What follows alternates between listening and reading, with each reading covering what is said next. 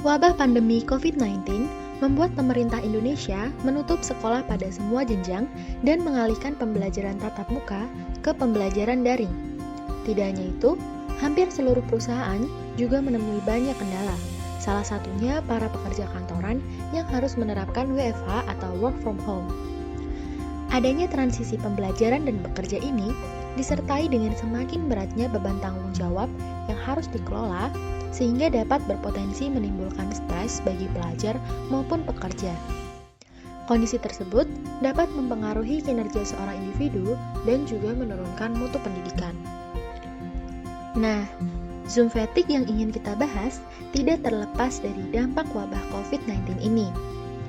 Keharusan bekerja dari rumah atau work from home, belajar dari rumah atau online learning, serta menerapkan protokol kesehatan secara konsisten dapat menimbulkan pandemic fatigue. Khususnya, terlalu banyak melakukan Zoom meeting pun berakibat pada timbulnya Zoom fatigue. Menurut WHO atau Organisasi Kesehatan Dunia, kecemasan karena tidak adanya kepastian kapan pandemi COVID-19 akan berakhir atau pandemic fatigue adalah suatu hal yang wajar. Lalu, apa itu Zoom fatigue? Zoom fatigue menggambarkan kelelahan, kekhawatiran, dan kejenuhan yang dirasakan akibat menggunakan platform komunikasi virtual yang berlebihan. Istilah ini mulai dikenal sejak pandemi COVID-19 melanda. Walaupun terbilang baru, Zoom fatigue kini lazim terjadi dan intens. Kondisi ini memiliki gejala yang sangat mirip dengan gejala burnout, hanya saja penyebab dan efeknya lebih spesifik. Pada umumnya, individu yang mengalami Zoom fatigue memiliki dampak di baliknya, yaitu berupa stres.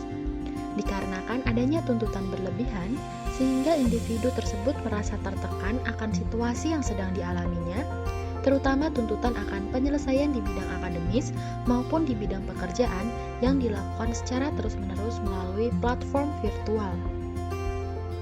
Apa saja ya gejala-gejala Zoom fatigue?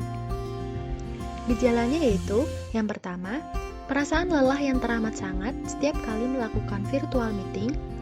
Yang kedua, berpikiran untuk menghindari, membatalkan, dan menjadwalkan ulang conference calls. Yang ketiga, susah berkonsentrasi. Dan yang terakhir, individu mulai merasa cemas akibat adanya tekanan serta tuntutan yang dialaminya, serta rasa khawatir tidak dapat menyelesaikannya dengan baik. Lalu, apa penyebab Zoom fatigue menjadi kendala bagi para pekerja ataupun mahasiswa? Pertemuan online atau daring ini sangat meningkatkan beban kognitif karena aktivitas ini menuntut untuk melakukan hal yang kompleks dalam satu waktu. Penyebab Zoom fatigue ini diantaranya ialah 1. Membutuhkan konsentrasi tingkat tinggi. Berada dalam panggilan video membutuhkan fokus dan konsentrasi lebih tinggi daripada komunikasi secara tatap muka. Hal ini disebabkan karena Anda harus menaruh perhatian lebih besar agar dapat menyerap informasi dengan baik. Selain itu, isyarat-isyarat nonverbal yang biasanya secara tidak sadar langsung diproses oleh otak, ketika virtual meeting membutuhkan usaha yang lebih besar untuk memprosesnya. Semua hal ini pada akhirnya mengkonsumsi energi yang lebih banyak sehingga menyebabkan Zoom fatigue. Yang kedua, ekspektasi untuk berpenampilan baik. Saat fisik berada di depan kamera, ada perasaan seperti sedang diawasi, sehingga Anda merasa harus menjaga penampilan dengan baik. Selain itu, melihat diri sendiri di layar dan menjadi performatif adalah hal yang menegangkan dan membuat stres. 3. Gangguan lingkungan sekitar. Ada kalanya sedikit kehidupan rumah tangga Anda sewaktu-waktu muncul dan menjadi background selama virtual meeting. Bisa saja tiba-tiba ada suara anjing menggonggong, anak sedang menangis, atau anggota keluarga yang sedang berdebat sambil berteriak. Ini dapat terasa sedikit memalukan atau membebani, apalagi dengan adanya ekspektasi untuk tampil baik seperti penjelasan sebelumnya. Hasilnya, Anda bisa merasa cemas setiap kali akan memulai virtual meeting. Apa saja sih dampak Zoom fatigue bagi para pekerja dan mahasiswa atau pelajar? Nah, Zoom fatigue ini merupakan suatu hal yang berdampak pada kesehatan individu yang mengalaminya, di antaranya pada kesehatan mental dan kesehatan fisik. Di antaranya, 1. Individu merasa sakit di area tubuh tertentu akibat kelelahan. Tubuh yang mengalami kelelahan akan merasakan sakit berupa pegal-pegal, sakit kepala, demam, atau yang lebih serius, yaitu kurang stabilnya detak jantung, serta terdapat masalah pada pencernaan.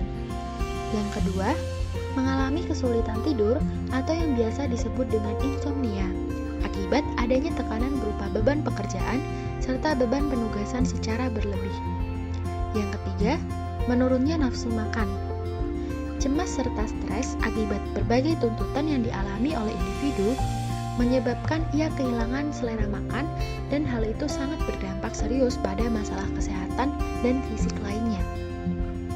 Yang keempat, mengalami masalah yang serius pada kesehatan mental, yakni stres berat hingga depresi. Lantas, bagaimana ya cara mengatasi Zoom fatigue? Nah, cara yang bisa kita lakukan yaitu yang pertama, ambil waktu istirahat. Ketika Anda merasa sangat lelah mengejar berbagai virtual meeting, pastikan untuk mengambil jeda beristirahat. Apabila sudah tidak sanggup lagi, atur ulang jadwal virtual meeting Anda sehingga dapat memulihkan energi sementara waktu. Selain itu, lakukan aktivitas fisik ringan seperti peregangan, jalan ke ruangan lain, atau minum air putih di antara jadwal virtual meeting. Yang kedua, batasi jadwal.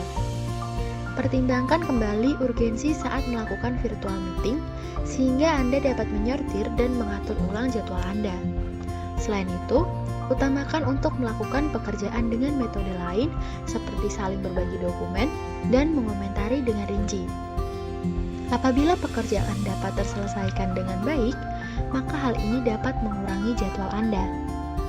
Yang ketiga, matikan kamera jika tidak diwajibkan.